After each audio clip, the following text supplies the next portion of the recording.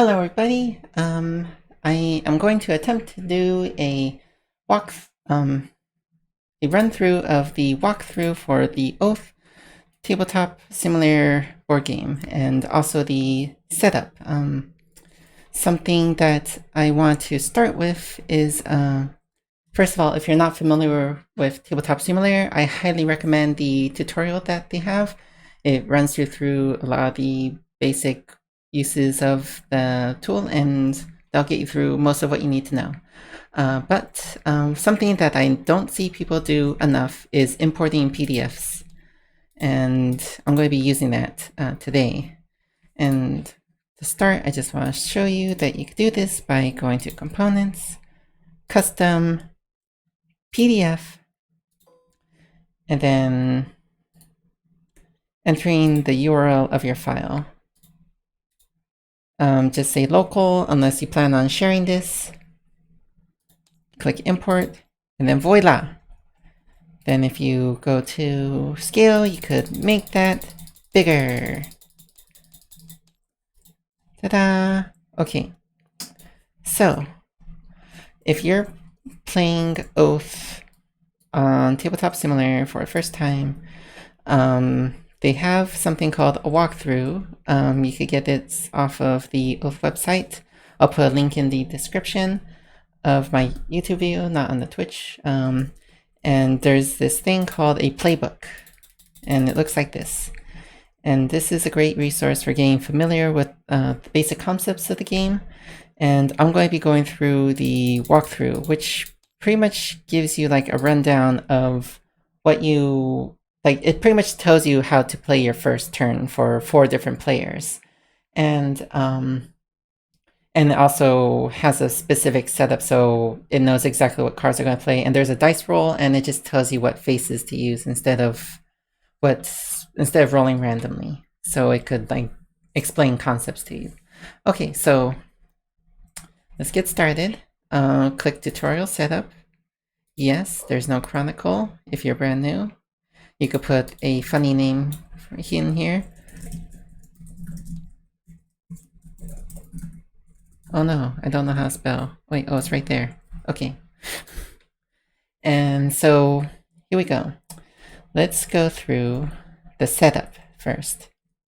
So you're going to need to place, so you've got like a Chancellor, you've got a red Exile. Oh, if you hold Alt over something, you could zoom in on it. You've got a Chancellor, a red Exile, a blue Exile, and the yellow Exile. And the boards show like some quick like rundowns of your actions. And yes, so first of all, the tutorial setup will give everybody a card. Normally at the start of a normal game, you would draw 3 cards and you would pick one of them and discard the other 2 to adjacent region. We'll go into that further later, but that's what these first cards are basically. Your first round cards selected as a face down advisor, which is kind of like your hand. You don't really have a hand in this game. You have a area for advisors up to 3, and they could be kept face down or face up as long as they could be played as advisors. I'm sorry if I'm getting ahead of myself. I hate talking about something that's not been explained yet, so I apologize if this gets confusing. But I promise I'm going to be going through the walkthrough. But first, things need to be set up for the walkthrough, and for that, you're going to need... wait, actually, I think the walkthrough tells you where to set up. Or does it? Oh no, this will tell you where it's set up. So, unrolling maps done for you. These sites have been set up for you. You need to put purple pawn on the plains, red and blue pawns on mountain, and yellow pawn on rocky coast. So this is the yellow pawn. It'll go to rocky coast. The red and the blue are going to go to the mountains, and the Chancellor will go to the plains. Okay. Next, the 24 warbands are right in this bag right here. It's going to ask you to put 2 on the plains, 1 on the mountains, and 1 on the rocky coast. Okay. Let's see. Put the track marker on the first space of the round track. That's already done. This is the round marker. This is the vision drawn marker. And these are starting locations for those. Collect. It already sets up all of these pieces for you. But the one thing it doesn't do is put 1 favor token on the people's favor and 1 secret token on the darkest secret. So those are up here in this corner. And we're going to get into those later. But you put... This is the shared supply of secrets and favors. You put 1 secret on the darkest secret, and you put 1 favor on the people's favor. Okay? You can just leave them up there for now. Okay. Put 3 favor into each of the 6 favor banks on the map. That's already done for you. That's here. Choose 1 player to play as Chancellor. That's going to be this player. And then 3 other people to play these other roles. If you don't have enough people to do the tutorial, you could have teams, or you could have like the most experienced player playing like 2 roles. And then after you've gone through the walkthrough, you could just either kick somebody out or add another player or just start a brand new game. But yeah, this is a good way to get familiar with basic concepts. Let's see. So next page, Chancellor will do the following. So this is pretty much done. Setting up your 20 warbands. Oh yeah. So you're also, each player starts with 3 warbands on their board.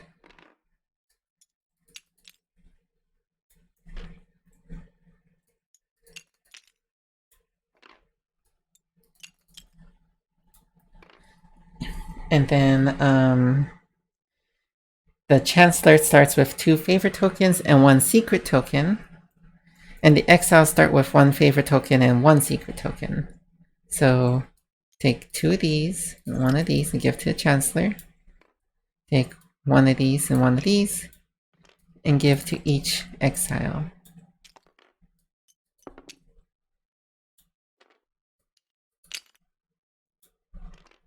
Okay.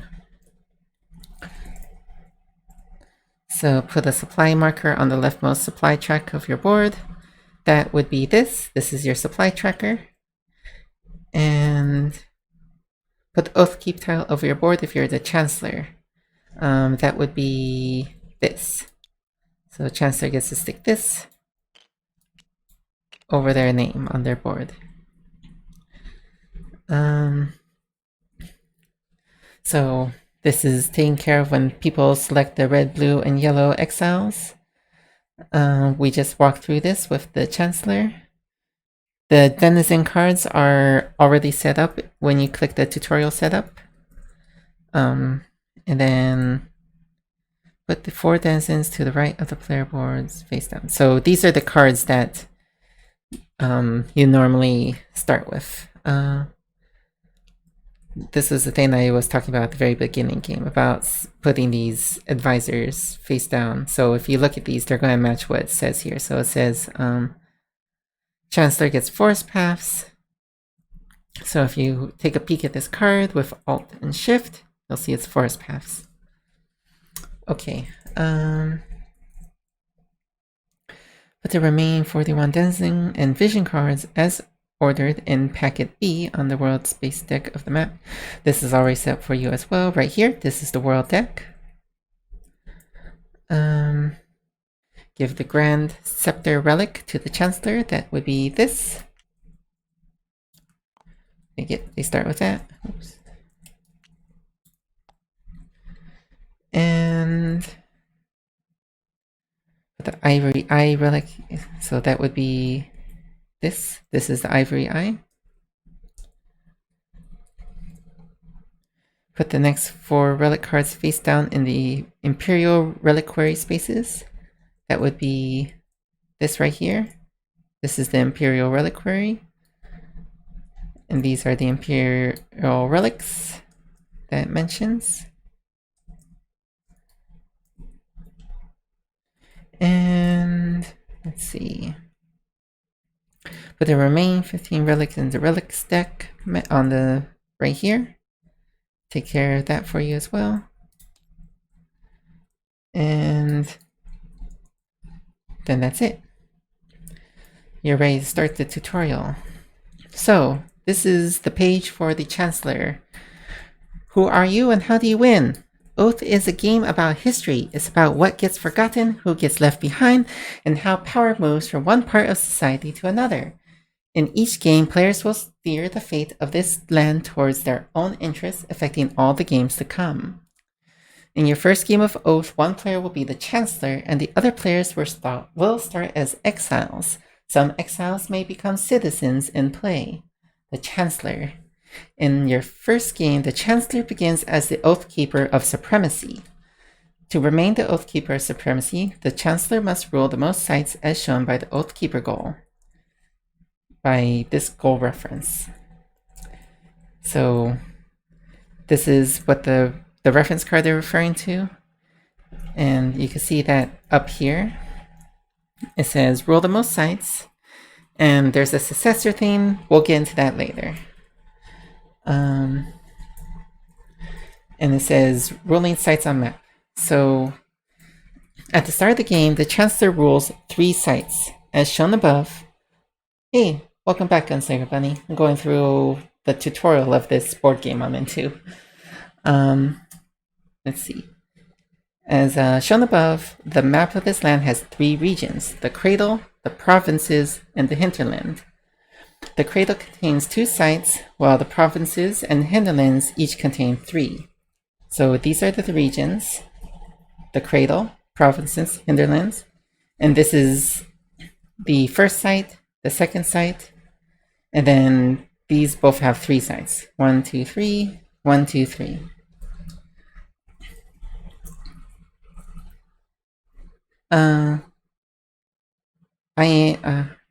I'm just reading it for the stream and also recording it to put on YouTube later. Let's see.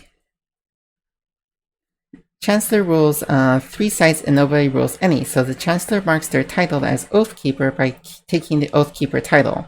That was the thing that we placed at the beginning during setup. Oh, I missed this paragraph. You rule a site if you have any number of your warbands on it. A site can only hold warbands of one color at a time, so generally only one player can rule a site at a time. So these warbands that are on everybody's board, the Chancellor is the only one that starts with warbands on these sites, starting with 2 here, 1 here, and 1 here. So Chancellor starts ruling all 3 of those.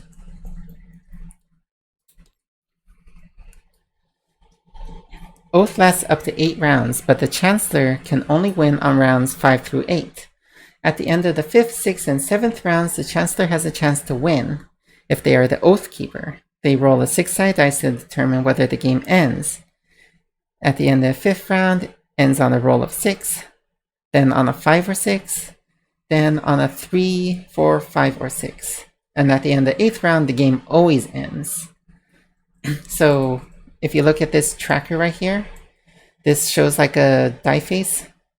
At the beginning of the Chancellor's turn, they should be moving this round marker ahead. And once they cross the 6, they roll a dice. And if it's a 6, they win. So Tabletop Simulator gives you this die. So you roll this, and if you get a 6, you win. It's a 5, so you play for another round. At the end of the Chancellor's next turn, and it's also important to note that they have to have the Oathkeeper title in order to perform this roll. So once they cross over here, they roll again, and if it's a 5 or 6, then they win, and so on. Once you cross back to the beginning, the game is just over, no matter what. The Chancellor wins if the die roll ends the game, or if they're the Oathkeeper at the end of the 8th round. If any exiles have become citizens, they might win instead of the Chancellor, and you'll learn about this on page 26. That would be the secession thing I was talking about. The exiles. An exile can become the Oathkeeper, but they must become the usurper to win. If an exile rules the most sites, they take the Oathkeeper title from its current holder, and if they ever start their turn as the Oathkeeper, their title flips to usurper. If the exile remains the usurper until the start of their next turn, they win. They also win if they're the usurper at the end of the 8th round. So if you look at this title, it says flip this if you're in exile, and prevent rolls to end the game if you're in exile. So if we'll get into it later. I need to stop getting ahead of myself. The exiles have a second path to victory, becoming a visionary. In each game of Oath, you play with only one of the 4 possible Oathkeeper goals. In this game, the Oathkeeper of Supremacy. But you'll always play with all 4 true visions, which mirror the 4 Oathkeeper goals. For example, there's the Vision of Conquest. The Vision of Conquest lets you win if you roll the most sites, mirroring the Oathkeeper goal of Supremacy. As you search for cards, you might find a vision. An exile wins if they have a vision played and its goal fulfilled at the start of their turn. That means that everybody basically gets a full turn to try and stop them. They also win in this way at the end of the round 8, as long as the Chancellor isn't the Oathkeeper. Often, the exiles will try to be the Oathkeeper, which stops the Chancellor from rolling the die to win, while also working to complete a vision. Excuse me. You'll learn more about the fifth false vision, the conspiracy, on page 27. So the broad strokes of play. On your turn, you'll do 3 phases. There's Wake, Act, and Rest. Once you're done, the next player in clockwise order takes their turn. Once each player has taken a turn, the round ends. Keep playing like this until someone wins or you finish the 8th round. The Wake phase. Only exiles do much in this phase. As an exile, you'll check whether you win as the usurper or visionary. Then if you have the Oathkeeper title, you'll flip it to usurper. Whether you're an exile or not, you might also use Wake powers on the few cards that have them. An example of this is, no, I won't get into it. I gotta stop getting ahead of myself. So if you flip this, you can see it has an usurper side, which has the Wake power of you win. The Act phase. This is the main part of the game where you take these major actions. Search, draw 3 cards, discard 2, then play 1. You can draw from the deck or from the discard pile of the region your pawn is in, give you more powers and ways to win. If you play to your site, you also get a favor. So when you draw, you have the option of drawing from the region you're in or from the world deck. The world deck's cost is, I gotta stop getting ahead of myself. So like the Chancellor is in this first region, so they could draw from this pile or this one. And these 2 pawns, red and blue, are in provinces, so they could draw from this deck or the world deck, and so on. Muster. Gain warbands from a card at your site. You'll need to spend favor to get warbands if you want to campaign effectively and defend yourself against enemies. Favor is this coin that you start with and is in these banks. So by spending favor on a denizen, you could get additional warbands onto your board. Trade. Gain favor or secrets from a card at your site. Favor and secrets are resources you'll spend to do many actions. You'll need favor to get secrets, and you'll need secrets to get favor. There's an important distinction between the two. At the end of your turn, spent favor goes to the matching bank. So in this case, this favor would go to the order bank. But if you were to play a secret to trade for favor, at the end of the round, the secrets come back to you. Recover. Take a relic from your site. Relics will cost you some favor or secrets, but they'll give you great powers and add to some victory goals. So, for example, this relic is available to purchase, and the relics are always tied to the site. So if you look at the site, there's this R symbol, which means there's a relic here, and this symbol down here means how much you have to spend to get it. These broken coins mean you burn 2 favor to pick up this relic. So the costs aren't tied to the relics, they're tied to the sites. Okay. There's a reference guide for the sites up here, and we'll get into that later. Campaign. Campaign. Attack sites, relics, banners, and pawns. If your enemies have what you desire, campaign against them to take it. However, you may find that victory costs you dearly. We'll get into this later, but this is basically how you attack with your warbands and how you take sites and anything, really. And the last major action is travel. Move your pawn to a different site. You'll need to travel, moving your pawn around the map, so you can use strong cards and take your other actions more effectively. So, yeah, we'll get into that later. You could take any number of actions in any order, even the same one multiple times or none at all. Every major action costs 1 to 4 supply. Each time you spend the supply, shift your supply marker on your board once to the right. These supply costs are listed in the actions, page 12 to 17. Most major actions refer to your site. This term means the site that your pawn is located at. You could take various minor actions which cost no supply. Some minor actions include flipping over face-down cards, to play face-up, peeking at relics at your site, and picking up and dropping off warbands at your site if you roll it. Okay, next page. Many cards in Oath give new actions. These cost no supply, give some cost, but wait, sorry. These cost no supply, but some cost favor or secrets, which you'll usually put on the card. Generally, you can't put favor or secrets on a card with favor or secrets on it already. So on a turn, you're pretty much only going to use a card once. Almost all cards live either at a site or in a player's advisors, which is a personal set of cards to the right of their board. You can only use the card's power if your pawn is at the site that has the card, or you rule the card even if your pawn isn't at the site with it. You rule all cards in your advisors and sites you rule. So as an example, the Oathkeeper, the Chancellor rules all these sites. So even though the Chancellor isn't isn't at the Rocky Coast, they could still use this action, which is spending 2 favor to gain a secret. And then if we peek at this, they also have access to this power, which allows them to spend, by spending a favor, they could spend no supply and ignore the power of sites when traveling to a site as long as it has this beast card or this fox symbol on it. Okay.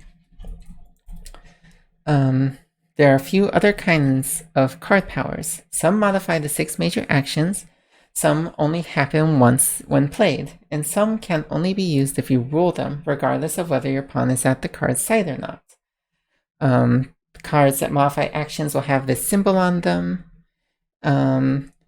Those are action modifiers, like this one that I was looking at earlier. See how it has this boot icon? That means it modifies travel.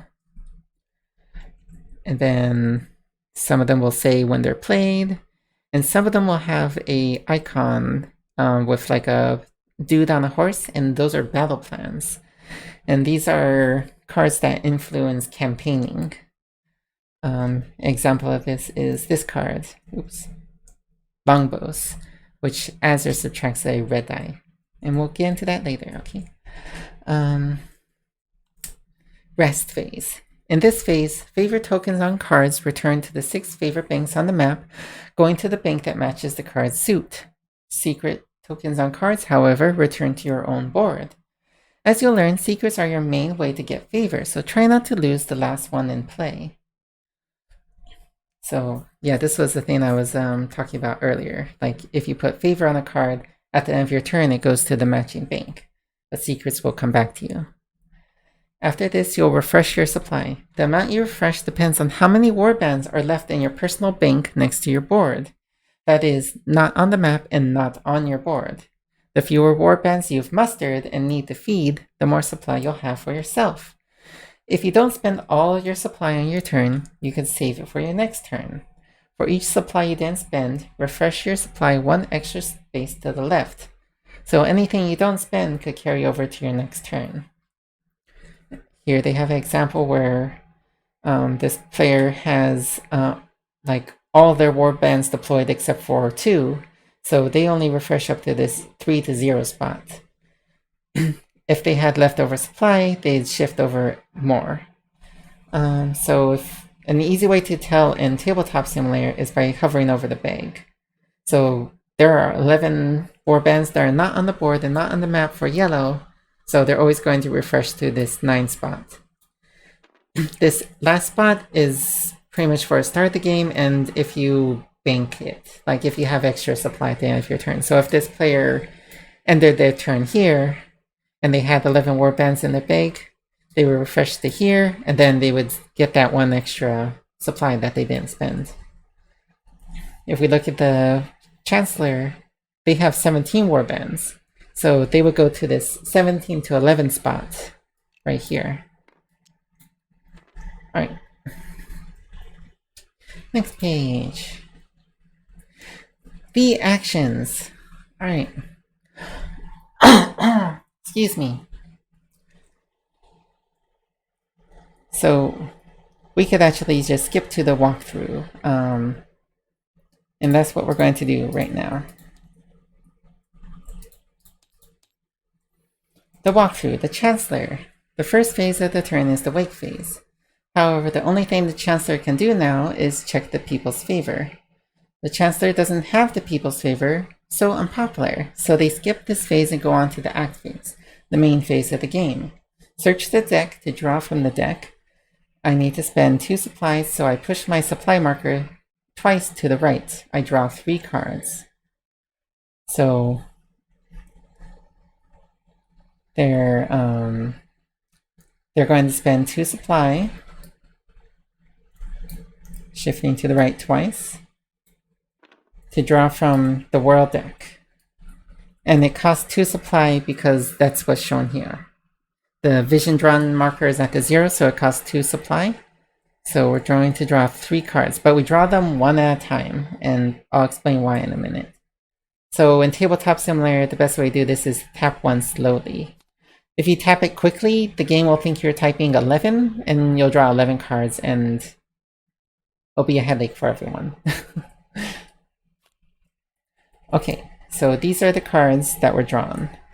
Garrison, Faithful Friend, and Fire Talkers. So let's look at the walkthrough. I only get to keep 1 card, so I'll keep Garrison. My pawn is on the plains, which is in the Cradle region. So I discard the other 2 cards face down to the top of the discard pile of the provinces. Whenever you discard cards, place them in the next discard pile out. Cards discarded from the Cradle go to the provinces discard pile, and province cards go to the hinterlands, and hinterland cards wrap around back to the Cradle. So I'm going to be playing the Garrison. Wait, yeah, I'm going to be playing the Garrison to here. And these 2 cards are going to get, discarded to the provinces.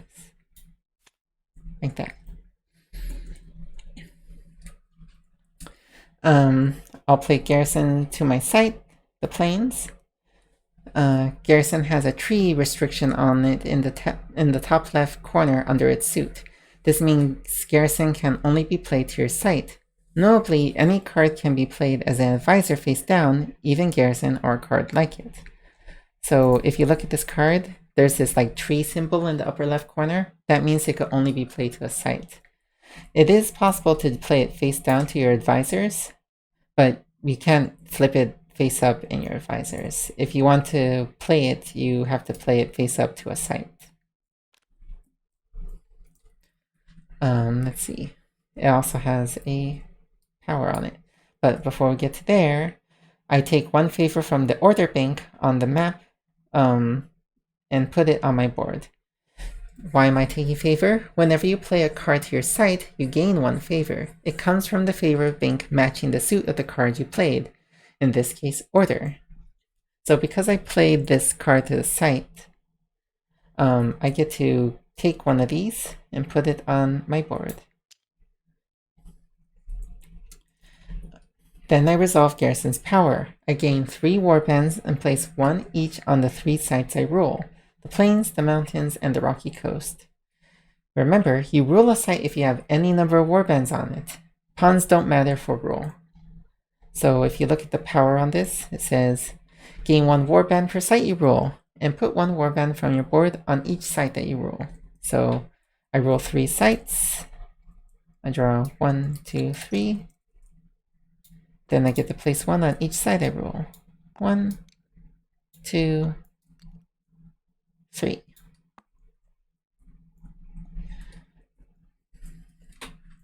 Now I'm going to trade at Garrison. I spend 1 supply, then I take 1 secret. Wait a minute.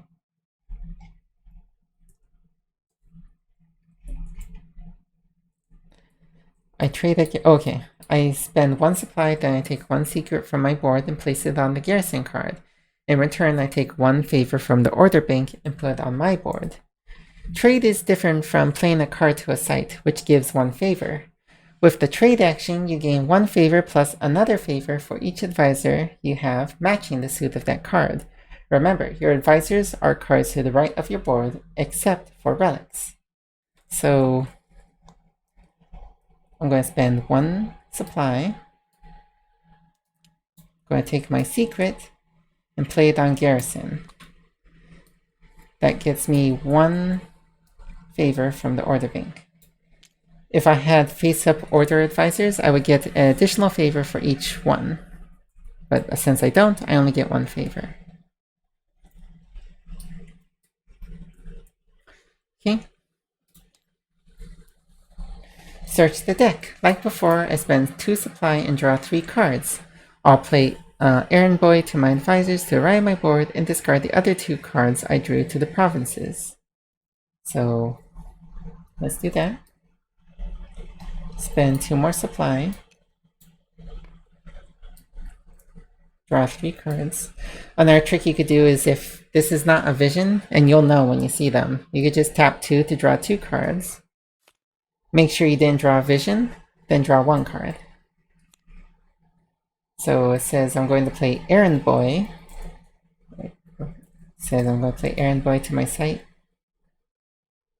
to my advisors to the right of my board, and discard the other 2 cards I do to provinces. Unlike Garrison, Errand Boy has no restrictions shown under its suit. So if you look at it, there's no symbol there. It can be played to either site or advisors. Notably, you do not gain a favor for playing a card to your advisors. So I'm going to discard these 2, the Old Oak and the Inquisitor, to the provinces again. And I'm going to play the Errand Boy to my advisors. This one lets you draw from a discard pile in a different region instead of your own by spending 1 favor. Okay, travel to the other cradle site. I spend 1 supply, flip over the face down side of the cradle to reveal the lush coast, and place my pawn there. So these are all locked at the beginning, and you can unlock them by right-clicking, going to toggles, and selecting unlock, or selecting lock. So move the pawn there, flip it, lock it again, and that costs 1 supply.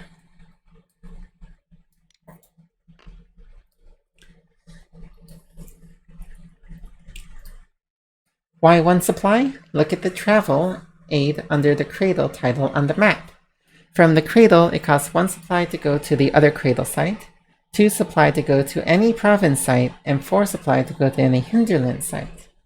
So if you look at this up here, this means it costs 1 to travel to another site in the same region, 2 to travel to anywhere in the provinces, and 4 to travel anywhere in the hinterlands. If you look at provinces, it's actually more expensive to travel within the same region. It costs 2 to travel from one province site to another, 2 to travel to the cradle, and 2 to travel to the hinterlands. Hinterlands is even more nuts. It costs 3 supply to travel to another hinterland site. So, and only 2 to go back to the provinces. And still 4 to go all the way to the cradle. Reveal my forest paths. As a minor action, I flip over the face down card in my advisors. I play it to my site and take 1 favor from the beast bank. This costs no supply. Why could I play forest paths? When you have an advisor face down, you're saying, I'll play this card face up later. When you do play it later, it works exactly like you had just drawn it, including gaining favor. By keeping advisors face down, you can have useful info and wait for the right time to play something. You can even hold cards with restrictions, like the tree card with like the cards with the site restrictions face down.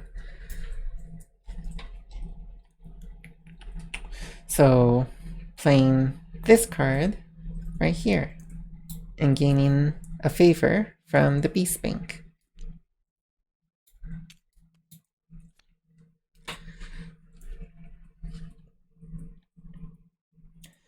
Let's see.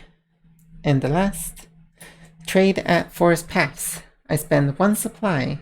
I place 2 favor on the forest paths card, and I take 1 secret from the shared bank and put it on my board. Trading for secrets is harder than trading for favor. You can only get 1 secret per advisor of matching suit. If you don't have any matching advisors, you won't get any secrets. The denizens keep their secrets close. So I spend 1 supply, and I place 2 favor onto the forest paths card. The Chancellor has the errand boy, which matches the suit. See how it has the fox thing, or yeah, that fox symbol? That means it matches. So I get 1 secret, oops, too far. 1 secret from the shared supply, place it on my board. Lastly, I'm out of supply, so I'll rest. I return the 2 favor on the forest paths to the beast bank, and return the secret on garrison to my board. I have 14 warbands in my bank. In other words, not on the map or on my board, so I refresh my supply to the 17 to 11 space. The more warbands you've mustered and need to provision, the less supply you get to keep around for yourself. So rest is when you clean up, so pretty much take stuff off of cards. So I get to keep the secret that I played on garrison earlier, and the 2 favor on the forest paths go to the beast bank. See the symbol? Okay. And if I hover over this, it says I have 14 warbands. So those are all the warbands not on my board or at the sites. So I get to recover to here, because it says 17 to 11. And I have 14. That is the Chancellor's turn. Why is the Chancellor doing this? Chancellor wants to build up warbands at sites they rule so that the sites are harder to campaign against. In this game, the Oathkeeper goal is to hold the most sites, and being the Oathkeeper is the way the Chancellor can win. Otherwise, it never hurts to get some more favor and secrets, since those are main resources you'll spend. Getting another secret is especially important, since they could be hard to get, and since they increase the number of times you could trade per turn. Oops.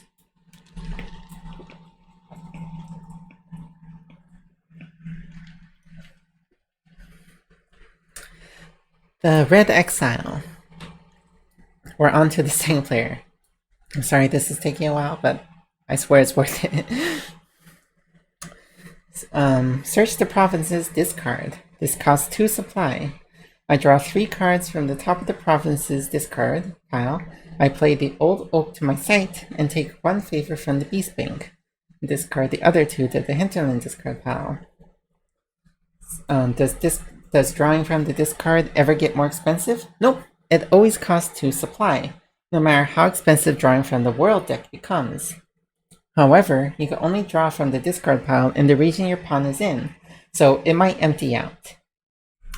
So we're playing the Old Oak. So the card that the Chancellor threw away, as the red pawn, we're going to spend 2 supply, and we're going to take it. When drawing from discards, you could just tap 3 to draw all 3, because visions won't stop you from drawing. We haven't gotten to that yet, I guess. The Old Oak. So red's going to play it here, get a favor from the Beast Bank, and discard the other 2 to the hinterlands. The mountain can only hold 2 cards, shown by the card icon in the top right corner, so now it's full. Can I discard cards from sites? No, not unless something explicitly allows you to. Later during your turn, though, you'll discover the People's Favor, which will let you discard cards at sites. So, see this symbol up here, this 2? That means that the mountains could only have 2 denizens at its site. So this place is full of denizens. It won't get any more unless something makes space.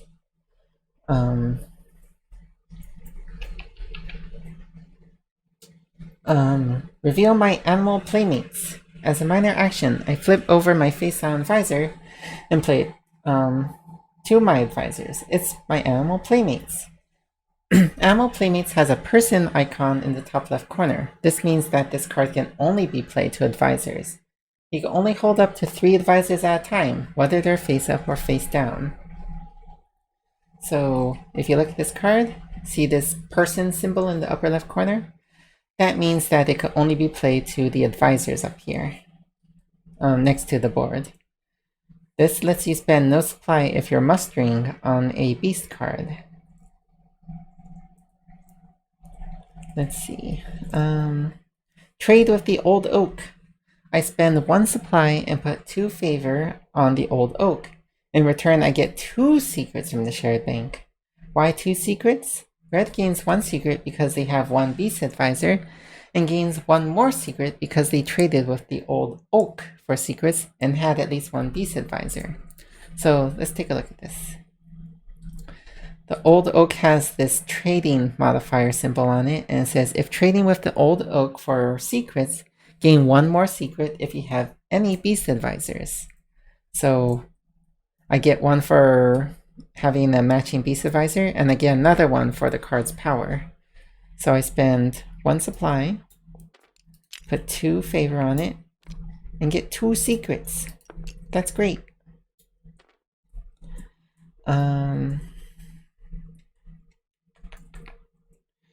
Search the deck. This costs 2 supply. I only draw 2 cards, not 3.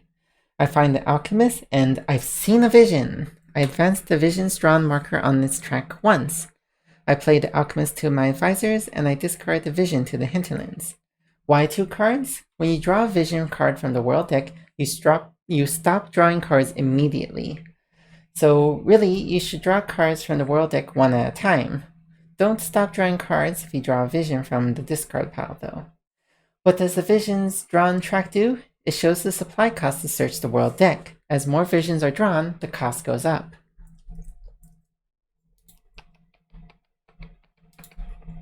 Okay, so we're going to spend 2 supply, draw from the world deck. And so if I tap 2, you'll see that the second card is all sideways instead. This is the vision card. And we're probably going to get into visions later. But we're going to take the Alchemist and we're going to play them to the advisors. And this one will get discarded to the hinterlands. So see how it has a completely different face? That's how you know that it's a vision. So if you draw 2, so if there's one of those eyeballs on there, you know to draw only 1 card, because it'll stop you from drawing immediately. Oh, and this gets advanced by 1. So now it costs 3 to search the world deck. Okay.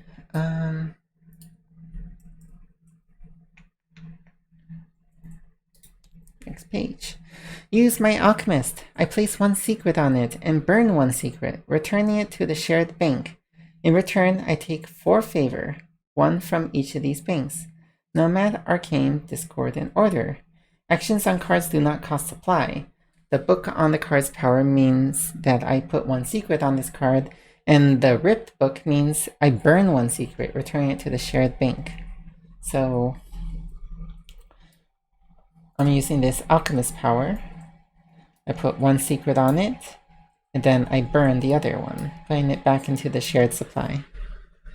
And I use its power. Gain favor from any favor bank or banks. So normally I could just pick whichever ones I want, but in this case, it wants me to draw from Nomad, Arcane, Discord, and Order. Nomad, Arcane, Discord, and Order. Red is looking rich. Alright, recover the people's favor. This costs 1 supply. This is the recover action. I take the banner of the people's favor play card and put it near my board. I'll choose to put 2 of my favor on it, and I'll choose to put the 1 favor that was already on it into the beast bank. What's the people's favor? It's a banner which adds to many victory goals. Now, whenever you're playing a card to a site, you can first discard 1 card at any site in your region, then play your card to any site in your region, not just your site.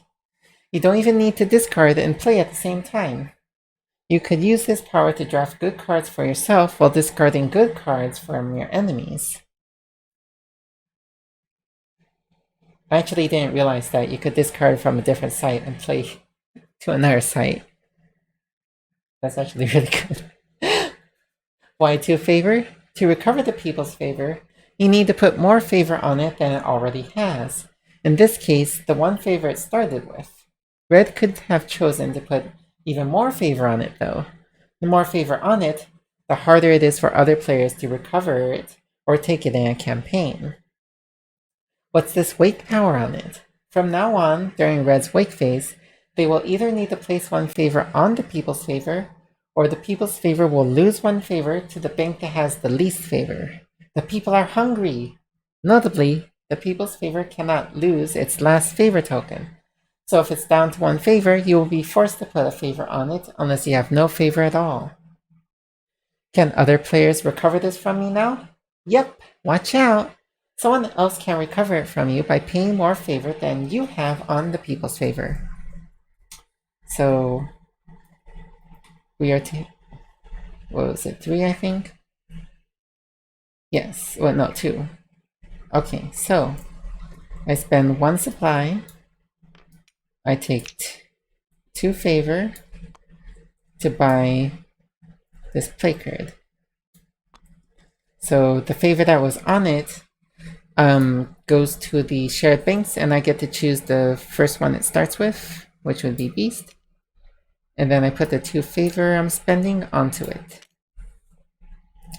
So if you look at this card, it says, put more favor here than the old. That's what I just did. Put the old favor into the favor banks 1 by 1, starting with any suit. So if there's 3 on here, and I chose to start with Beast, I put 1 in Beast, 1 in Nomad, and then 1 in Discord, in order, from left to right, wrapping around. And then here's the wake power. You must put favor here or move favor here to the favor bank with the least favor. Then if this banner has 6 or more, flip it. When playing to a site, you may first discard the density card at any site in your region, and you may play to any site in your region. So that's powerful. This is a search modifier. And then, so if you look at the other side, it's very similar, except during wake, you have to put, you have to do the wake action twice, which means you have to put extra favor on it or it drains favor twice as fast. So it's tricky to keep it once it's on the mob side. Okay. That's that. So like it was mentioning our victory conditions, one of these, let's take a look at this. No, this world most sites. So there's a vision card that says you win by having the people's favor. And there's a similar one for the darkest secret. Okay. Let's see. Rest. I returned the 2 favor from the old oak to the beast bank, and I returned the secret from the alchemist to my board. I will refresh my supply to the 9th space, but I didn't spend my last supply, so I refresh it to the leftmost space. When you end your turn with unspent supply, you get to keep it for your next turn. You can't push your supply beyond this leftmost space though. So, cleanup time. These go to the beast bank. Wow, there's a lot of money in the beast bank. And I get to keep my secret. And you look at the bag and it shows 11 warbands, so normally it would go to here, but I didn't spend 1 supply, so I get to recharge the full. And that's the end of the red's turn. Why is red doing this? Seeing the strong defenses at the Chancellor's sites, red is avoiding getting into direct conflict with the Chancellor. Instead, they build a strong economic engine by getting 2 more secrets and finding the Alchemist, which is one of the best cards for getting a lot of favor in a short time, but it's costly. By recovering the people's favor, red has set themselves up to compete on 2 visions, one being hold the most relics and banners, and the other being hold the people's favor. They will need to maintain their economy to keep feeding favor to the people's favor, and they will need to protect it from other players campaigning against them. If they hope to win, they'll need to eventually find the right vision card. Also, if they become a citizen later on, they'll be able to compete on the successor goal, which is to hold more relics and banners than the Chancellor or any other citizen. Oops. What did I do? There we go. So it finally brought up the succession thing. So like if you look at this, it says successor to the Chancellor holds more relics and banners. It hasn't really gone to citizenship yet, so I guess I won't go into it. Exile's turn. Use Taming Charm. I put 1 secret on the Taming Charm card at my site to use its action, which costs no supply. It lets me discard the old oak, which I put in the hinterland discard pile, to take 2 favor from the beast bank. If you take a look at the Taming Charm, you'll see that its power starts with action. This means you could use this power as a minor action. Remember, using a card power never costs supply, and generally, you can use any card powers in your advisors, at the site where your pawn is, and any sites you rule. So, blue's turn, down here. They're going to put a secret on the Taming Charm to use its power. It says discard a beast or a nomad card at your site to gain 2 favor from the matching favor bank. So the old oak is going bye-bye, oops, and going to the hinterlands. And in return, they get to take 2 favor. Search the deck. I spend 3 supply and draw 3 cards. I've seen another vision. I keep the vision as a face-down advisor and advance the vision's drawn track once. Then I discard the other 2 cards to the hinterland discard pile. Why not reveal the vision? Blue could have chosen to reveal it, putting it on their revealed vision slot on their board, rather than filling in the visor slot. They can still reveal it later as a minor action, spending no supply. But the time wasn't right, since exiles can only win with a vision if at least 3 visions have been drawn from the world deck. Can only exiles reveal visions? Yes. But there is one false vision in the deck, the Conspiracy, which anyone can play. It lets you steal a banner or a relic from someone whose pawn is at your site, given the right conditions. So, we're spending 3 supply. 1, 2, 3. And we're drawing from the world deck. So, draw 2. And then 1 more. And it's the vision. So, we're going to discard these 2 cards. These are interesting. And we're in the provinces, so this goes to hinterlands.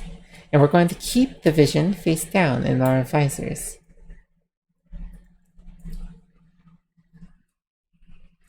Reveal my naysayers.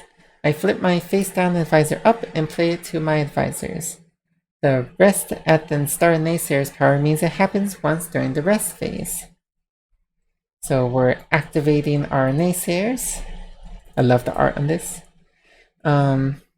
Rest. If any exile is the Oathkeeper or Usurper, take 1 favor from the Chancellor. Okay. Peek at the relic. As a minor action, I take a look at the face-down relic at the mountain without showing it to anyone else. This costs no supply. You can always peek at relics at your site, even if you don't want to recover them. You could also peek at relics that you've already peeked at. So Blue is going to take a look at this and see that's the Ivory Eye. You could do this in Tabletop Simulator by holding Alt and pressing Shift. Everybody's going to see that you did it, so don't cheat, okay? Don't do it. Recover the Ivory Eye. I spend 1 supply and burn 2 favor, returning it to the shared bank as shown on the mountain to take the relic from my site. It's the Ivory Eye. I put it face up next to my board near my advisors. Am I limited to 3 relics? Nope. Unlike advisors, you can hold any number of relics. Can other players recover relics from me? Nope. Unlike the 2 banners, the People's Favor and the Darkest Secrets, relics can only be recovered from sites, not from players. If someone really wants to take a relic from you, though, they can campaign against you. So I'm going to spend 1 supply and burn 2 favor. And that's because of this symbol on the card that we were looking at earlier. So taking that 2 favor, putting it in the shared bank, and Blue gets to take it.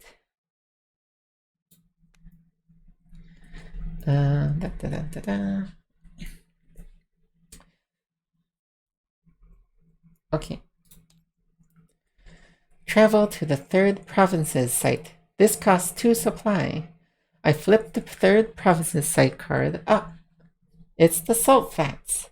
I put my pawn on it, and I put 2 favor and 1 secret on it from the shared bank. Why did I travel to the 3rd site? You don't need to move between sites in any particular order. Blue could have moved to the 2nd one, but chose to move to the 3rd one instead, with no extra supply spent. How did I know to put stuff on this site? The icons in the upper top left corner mean, when revealed, put 2 favor and 1 secret from the shared bank onto this site. So let's do that. We're going to unlock this. Move Blue down there for 2 supply. And flip. Lock in afterwards. So these are the symbols it's talking about. 2 favor and 1 secret.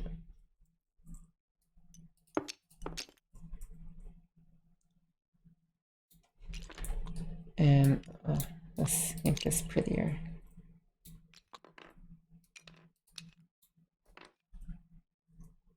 Okay.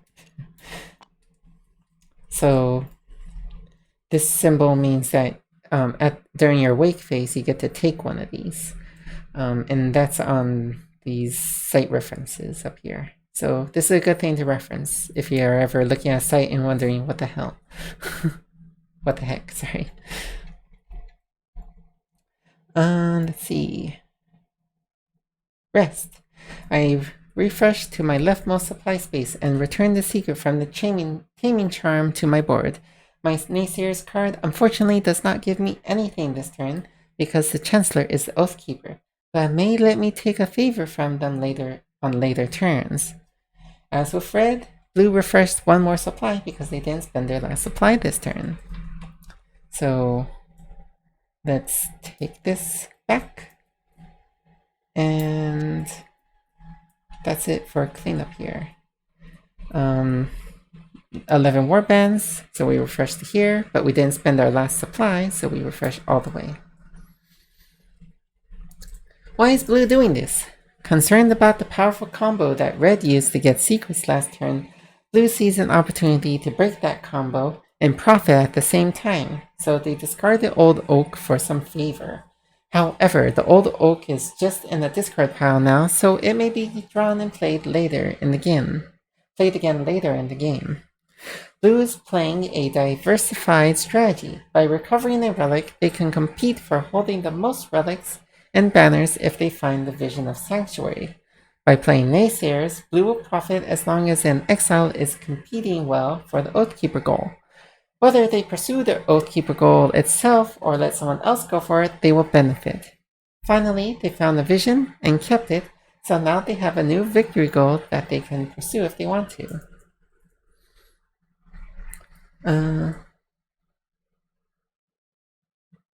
Okay.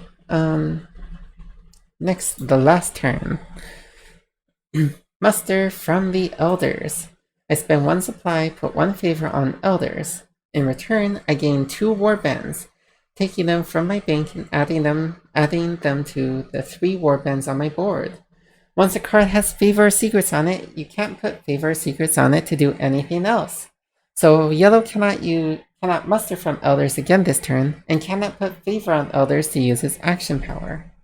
So we're going to spend 1 supply, put 1 favor onto Elders, and I get to draw 2 warbands out here. Add it to my board. Reveal a small favor. I flip my face down visor up and play it to my advisor. This card's power lets me gain 4 warbands, taking them from my bank and adding them to my board. You'll notice that a small favor has a chain on its restriction in the top left corner under its suit. This card cannot be discarded, moved, swapped with other cards, or otherwise messed with. This is absolute and cannot be overridden. So, as a minor action, flipping this, it says, when played, get 4 warbands. 1, 2, 3, 4. Let's put them right there.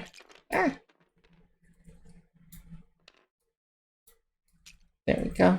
If you want to do this yourself, just press a number and it will arrange it in that many rows. So I'm pressing 5 right now to arrange into 5 rows. See this chain? That means this card is here forever. This player is forever indebted to whatever, these little cat people. But look at this gosh darn army. I'm trying to swear less, I'm sorry.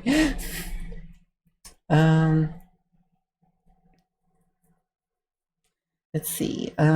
Campaign against the Chancellor. We're getting into the meaty stuff. This cost me 2 supply. I choose the Chancellor as defender since they rule my site. I declare the mountain and rocky coast as my targets. Your defenders who you want to attack, and either their pawn or warbands must be at your site. Your targets are what you want to take, such as their sites or relics. You must declare at least 1 target at your site. So they're declaring war. They're declaring that they are battling against the Chancellor at the rocky coast and the mountains.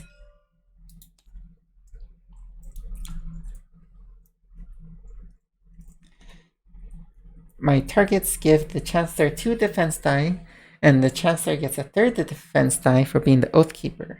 So if you look at the Oathkeeper play card, there's a plus defense die on it.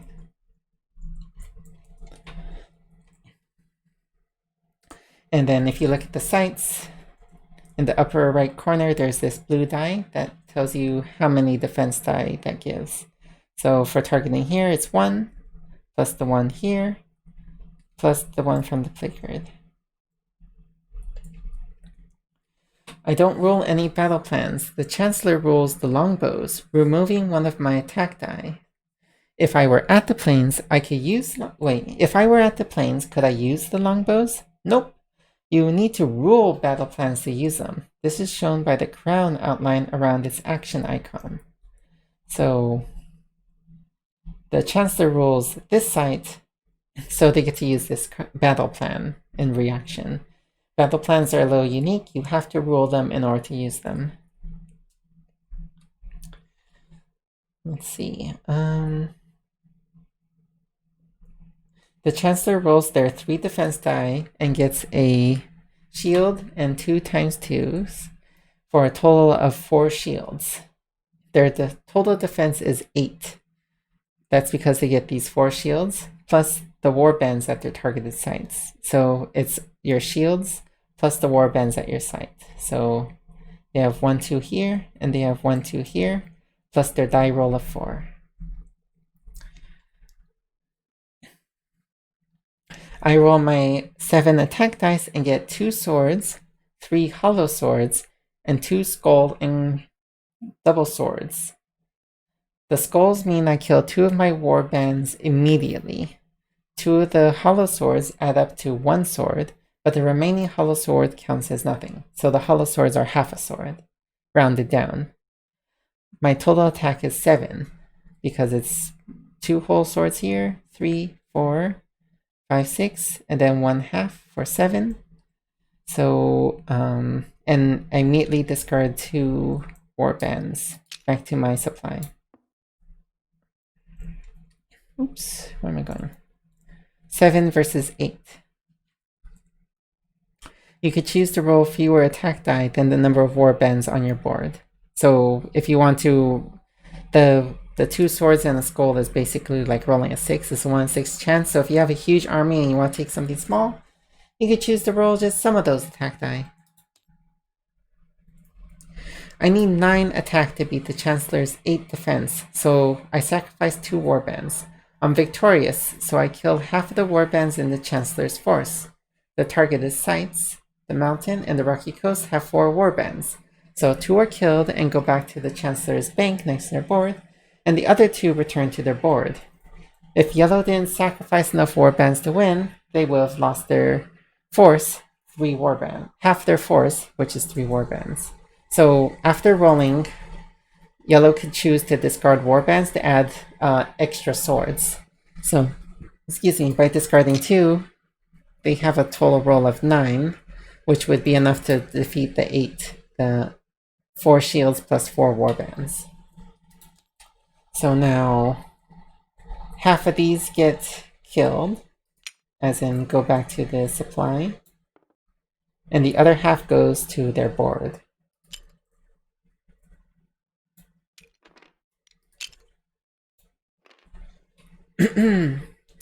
And now I put 1 warband on the mountain and 2 on the rocky coast. I now rule the most sites, so I take the Oathkeeper title from the Chancellor. What else can I declare as targets? Anything with a blue shield in its top right corner, their sites, their relics, their banners, as well as their pawn and favor, as shown by the banish box on their board. If you're victorious and you target their pawn and favor, you can put their pawn on any site and you burn half of the favor on their board, round it down, returning it to the shared bank. To target their relics or their pawn and their favor, their pawn must be at the same site as you. So you're putting 1 warband on mountain and 2 on rocky coast. 1 on the mountain, 2 at the rocky coast. So now yellow rules these sites.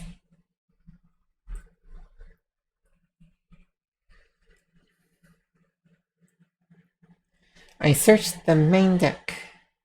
I spend 3 supply, draw 3 cards, and find tents. I play tents to my site and gain 1 favor from the Nomad Bank. I discard the other 2 cards to the Cradle discard pile. So spending 3 supply. Oh, I forgot to spend 2 for campaigning. First action was mustering. Second action cost 2 supply to campaign. And the last action is, well, not last. The third action is spending 3 supply to draw from the world deck. Draw 2. No visions. So draw 1 more. So they're going to discard these 2. They're in the hinterlands, so it wraps around to the Cradle. They're playing this to their site, so they get a Nomad Bank coin.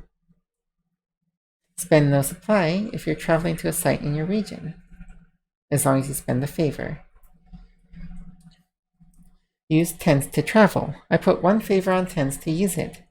I travel to the middle hinterland site to reveal the waste and place 1 relic next to it face down.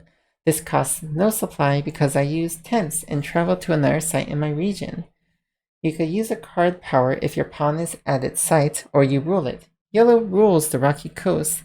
They have warbands on it, so they can use tents on later turns even if their pawn is not at the rocky coast. So they're using that power I just described to move here. We unlock, flip, and lock again. So this place has a relic because of this icon up here, and it only has room for one denizen. So we put this relic right here, and let's see what's it say here. Rest. I didn't spend my final supply this turn, so I refreshed my supply to the leftmost space instead of the 9 space. I returned the favor on elders and tents to the nomad bank. It's now the end of the round. Advance the round marker 1 space. So I guess they lost enough warbands that they're at 9 exactly. So they have 1 extra supply, so they go to here and then 1 more. This goes to Nomad Bank, and so is this. And it's the end of the round, so it's now the Chancellor's turn, so we advance this marker to here. Why is Yellow doing this? Yellow started with a small favor, which lets them gain a ton of warbands, so they see an opportunity to compete for the Oathkeeper goal and succeed. By taking the Oathkeeper title, their defenses got stronger, making the other players less likely to attack them. Likewise, the mountain is difficult to campaign against, further discouraging others from attacking. Since they've built up a small kingdom, Yellow feels pretty safe in playing tents to one of the sites they rule, keeping their advisors open for cards later, which is important since a small favor is now stuck in their advisors. Over time, Yellow will need to consolidate their power by getting battle plans that make them even better at campaigning and defending against enemy campaigns. Yeah, that was one thing I forgot. They get the Oathkeeper title. Okay, I think that's the end of the walkthrough. A few more rules. Just a second, I need water.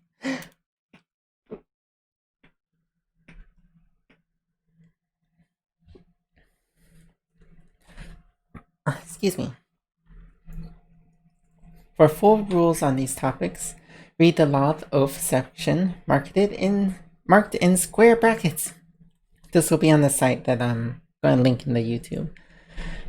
Don't teach these rules until you play them around, but we're going to talk about them briefly.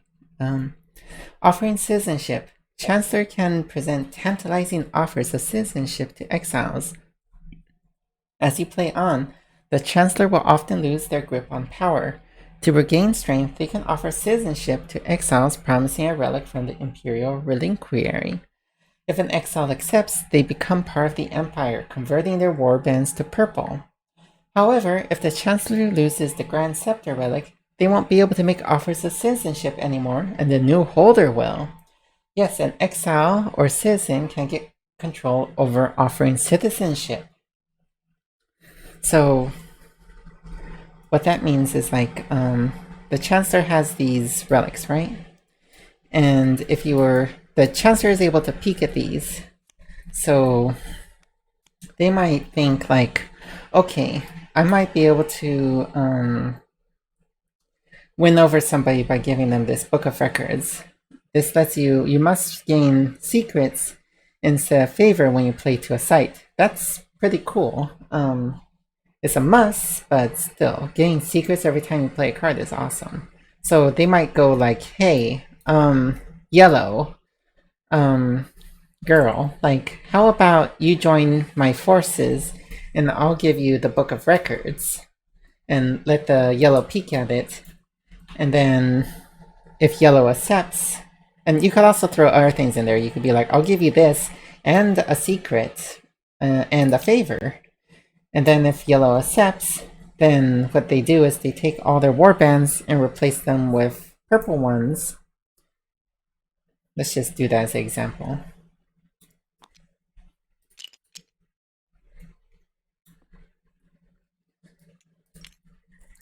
These get replaced with purple, and then Yellow would click the citizen card, to become a citizen. Now, like, a lot of their stuff is, a lot of what they do is like as if they were also the chancellor. So now on their turn, they have access to all the chancellor ruled sites, and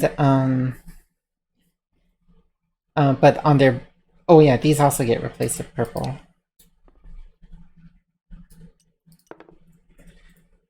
If they choose to campaign against stuff, they use the purple warbands on their board, and if they're attacked, then the chancellor can like come in and help with their own battle plans and relics and stuff like that. They would get to keep this relic that was part of the offer, and the chancellor gets the power that was hidden underneath this card. So in this case, this one's called Brutal. If you're the attacker, the defeated player, even you, must kill all the warbands in their force. So normally it's half, but this makes it so it's all. Yeah. Alright. Let's see. Winning as a citizen. Citizens cannot become an usurper or visionary. They only win if they become the Chancellor's successor. From now on, the Chancellor rolls the die to end the game if they are the Oathkeeper or any citizen is. However, if the Chancellor would win, a citizen wins instead if that citizen meets the successor goal on the goal reference. The citizen wins alone. It is not a shared win. In this game, the successor goal is to hold more relics and banners than the Chancellor, and more than any other citizen. In the walkthrough, blue holds the Ivory Eye, the Chancellor holds the Grand Scepter, and red holds the Banner of the People's Favor, so they are tied. So, in this example where yellow was given a relic, if they somehow purchased like the People's Favor, or they got this relic, and the game ended with a die roll or from game to the last round, then they would win as the successor, as specified on this card. The successor holds more relics and banners than any other citizen or the chancellor. Okay. Citizens follow different rules. They refresh their supply to match the Chancellor's supply space, then save unspent supply as normal. So they no longer have their own warbands. So if you look at this board, it has these faces. So instead of checking their own supply of warriors, they're going to check the Chancellor's supply of warriors. They originally had fewer warbands on the board, but after replacing yellows, they only have 11. So both the Chancellor will refresh the disk space, and so will yellow. So when if yellow were to spend all their supply, they would refresh to here at this point in time. Picking up purple warbands from their site requires the Chancellor's permission. Also, if the pawn of the Chancellor or another citizen is at their site, the citizen can give or take purple warbands with permission, moving them from one board to the other. They can campaign against the Chancellor and other citizens with certain penalties. So this sounds weird when they're on the same team, but the citizens and the Chancellor can campaign against each other. What happens then is that if the citizens campaign against another citizen, the aggressor, the one that's starting the attack, is treated as if they're not part of the forget what the rule word is, but the Chancellor's team, the Imperial team, they're treated as if they're like they don't get the benefit of all the battle plans that are ruled by the Chancellor, and they pretty much only get what's on their board and in their advisors. And then that goes for the citizen attacks the Chancellor, but the Chancellor has the upper hand, because if the Chancellor decides to attack a citizen, then in that case, the citizen is the one that's counted as not part of the Imperial army. So the Chancellor always gets to keep the benefit of all their ruled sites and such. Okay. Citizens can be exiled, turning them back into exiles. The Grand Scepter's holder may exile a citizen by giving them 5 favor. They give 1 less favor if they are the Oathkeeper, or have the people's favor, or 2 less if both. They give 1 more favor if the citizen is the Oathkeeper, or has the people's favor, or 2 more if both. So the Oathkeeper and the people's favor both make it more or less expensive depending on who is exiling and who's being exiled. The total range is 3 to 7 favor. A citizen can exile themselves by giving favor to the Grand Scepter's holder, equal to the citizen's total number of secrets, plus the number of warbands on the citizen's board. However, a citizen cannot exile themselves while they hold the Grand Scepter. So if this yellow player decided, I've had enough of this, I want off Crazy Chancellor's wild ride, they would have to pay 1, 2, 3, 4 favor to the Chancellor in order to exile themselves. And the reason it's the warbands on the board is because these would go back to the Chancellor's supply and get turned back into yellow ones. The ones on the board would stay purple, so they would have lost out. They would still get to keep the relic, though. Wait, oh, there it is.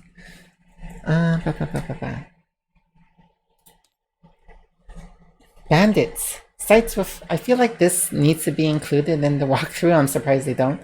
Bandits. Sites with no warbands are ruled by bandits, basically a neutral player. You could choose the bandits as a defender in a campaign. When you target sites ruled by bandits, each bandit on those sites adds 1 defense.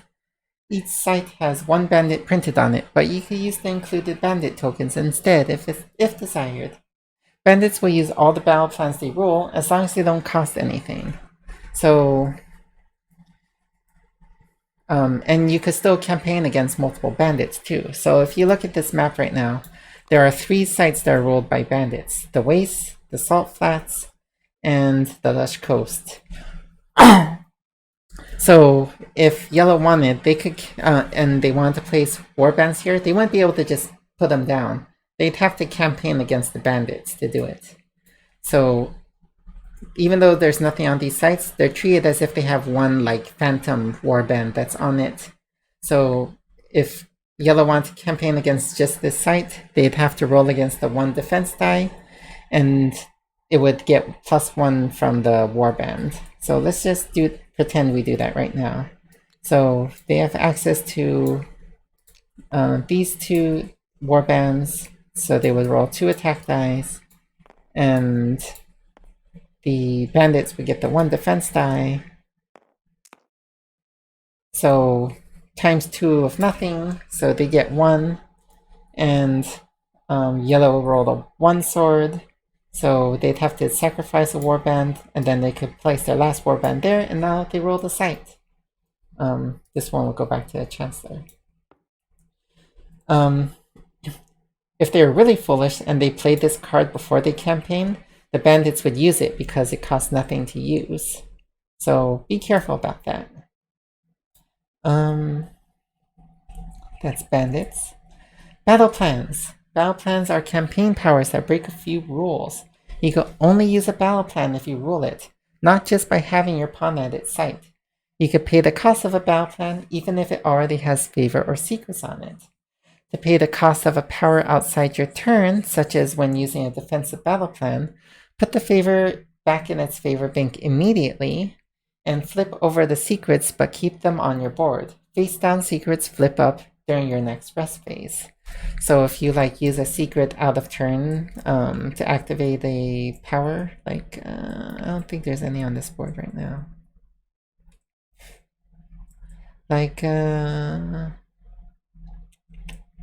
Yeah, I don't see any. Let's say, for example, this required you to spend a secret to use it. If the Chancellor was attacked, they could flip this face down to activate it, and then they would get this back at the end of their turn, when it came back to their turn during their rest phase. Conspiracy. The conspiracy is a false vision that anyone can play. There are 4 true visions. One for having the darkest secret banner, one for the people's favorite banner, one for ruling the most sites, and one for owning the most relics. Oh yeah, don't worry about it. I was busy reading and stuff anyways. I couldn't talk much. Hope you have a good night. What was I saying? Oh, yeah. Good luck with that, okay. So there's a 5th false vision called the conspiracy. Any player, even a chancellor or citizen, can play it. It lets you burn a secret to steal a relic or banner from a player whose pawn is at your site. However, you must have at least 2 advisors that match the suit of any of their advisors. So if, for example, so in this case, the Chancellor has this one beast one. So in order for anybody to use the conspiracy against them, they would have to have 2 beast advisors. But if they had like, if they had the small favor, then you could use the conspiracy against them if you have a beast and a discord, or 2 discords, or 2 beasts. Hope that makes sense. And let's see. No.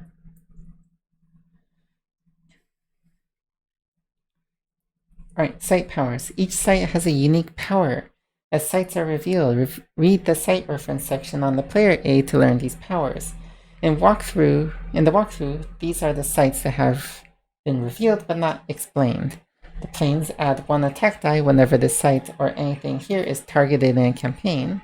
Salt flats, at the start of the blue's next turn, they'll get 1 favor or a secret from this site. The waste, if you play a discord card this site, you recover the relic here, spending 0 supply.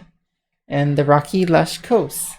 Traveling between these sites only costs 1 supply, not 4. So let's take a look at those. So see this icon here? That means that traveling to another coast costs only 1 supply. So if you look over here, this is another coast. So traveling from here to here costs a single supply. Pretty cool. This symbol right here means that if you play one of these without discarding one first, that means that, like, say,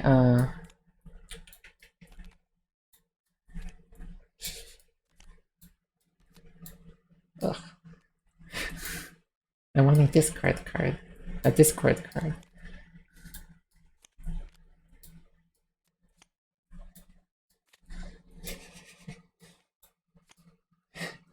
Okay, screw it.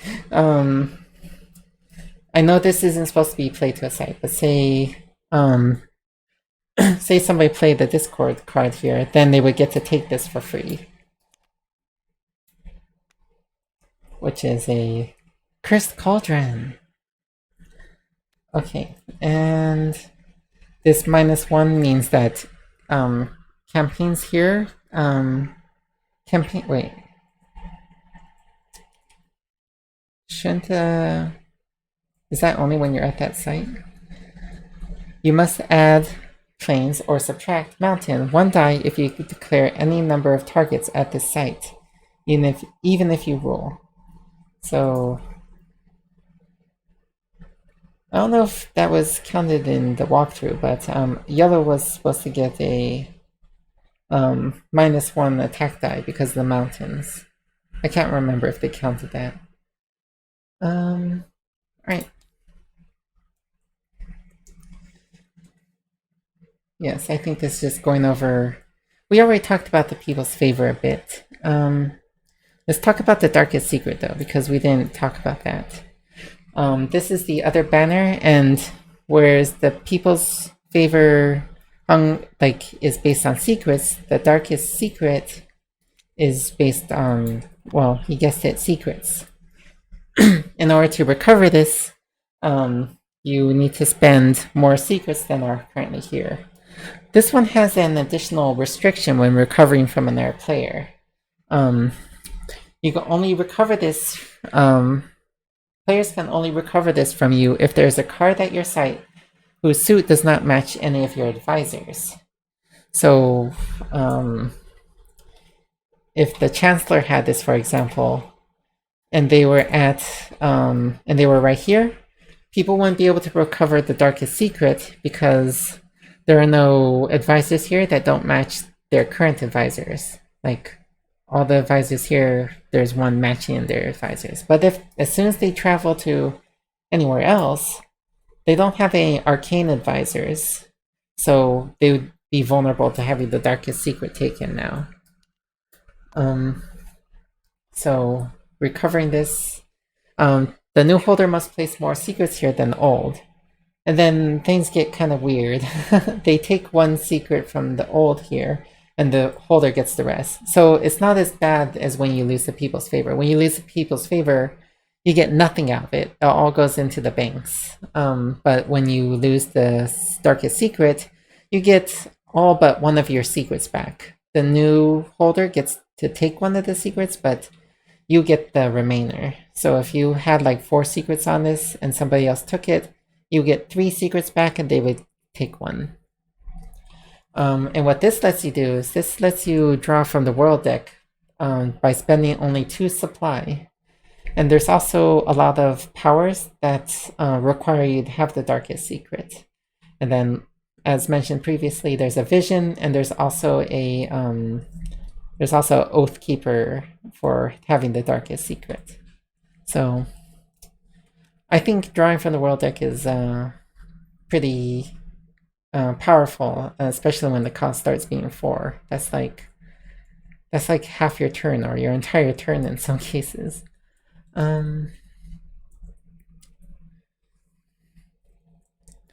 Let's see. War Exhaustion Win. At the end of the 8th round, the game always ends. The victor in that case is a little more tricky, but at the back of this victory card, it gives you a guideline. So if the Empire is victorious, if any of the citizens or the Chancellor have the Oath Keeper title, if somebody has the Usurper title, they win. If none of those conditions are true, then any player with a vision that has it completed would win, with priority given to supremacy, then to ruling the most sites, then having the most having the People's Favor, then having the most relics, then having the Darkest Secret. And then if none of these are true, then the Empire wins. So that's like if somebody else has Oathkeeper, but nobody completed their vision and nobody's the Usurper. Okay.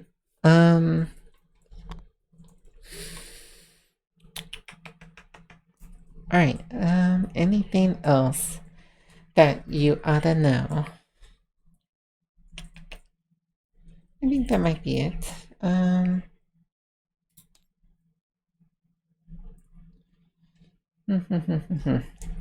I kind of want to show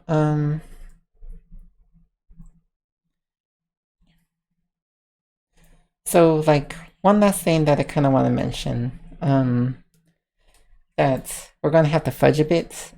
So let's say that red went crazy and went off the rails and they somehow took over the most sites and they won as Usurper.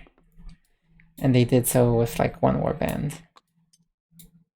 I might be biased, I like red, okay?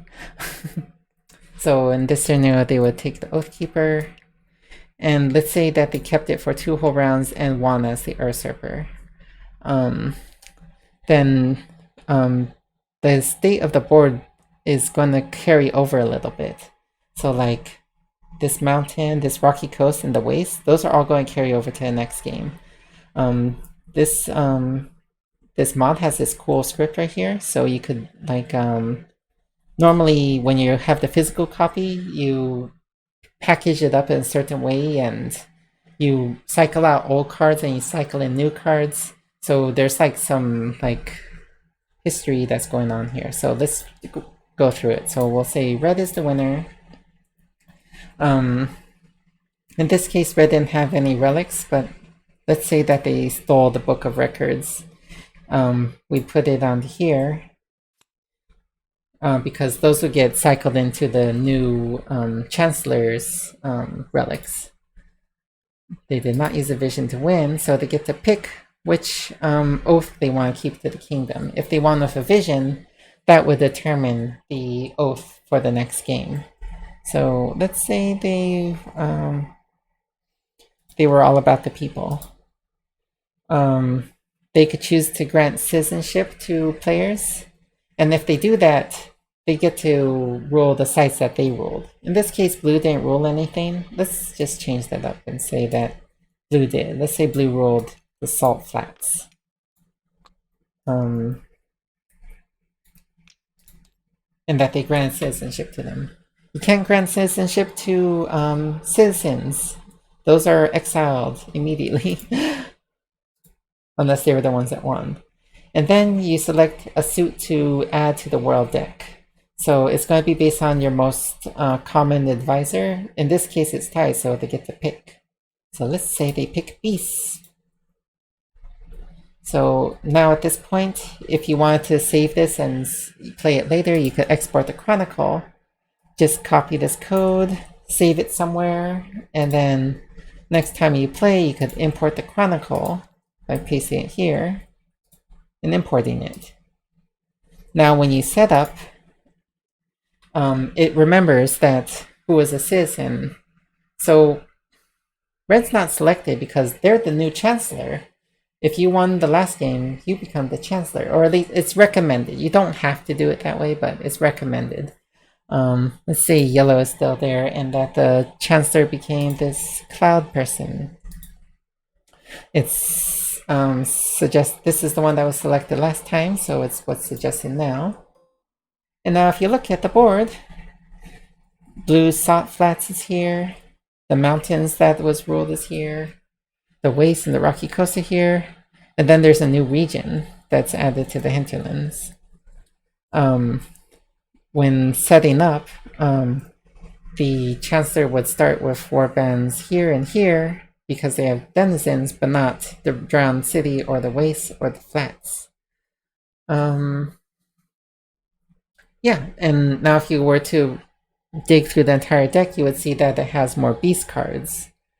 So that's pretty cool. And that's it. I hope you found that useful. I know it was a bit of a long video for how to play, but this is my current favorite game right now, and I think it's particularly worth it.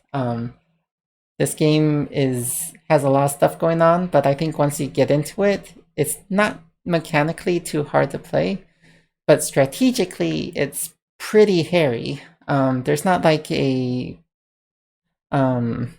victory score marker to help guide you along. It's like you go from not winning to winning. So you have a lot of games where I've seen like, I've only played a few times, but I've seen games where like 3 people are lined up to win as soon as it gets to their turn. So yeah, give it a shot. If you have Tabletop Simulator, it's a mod on there for free. I'll put that in the description as well. And yeah, that's it. I hope you enjoyed. You have a nice day, okay? Thank you very much for watching.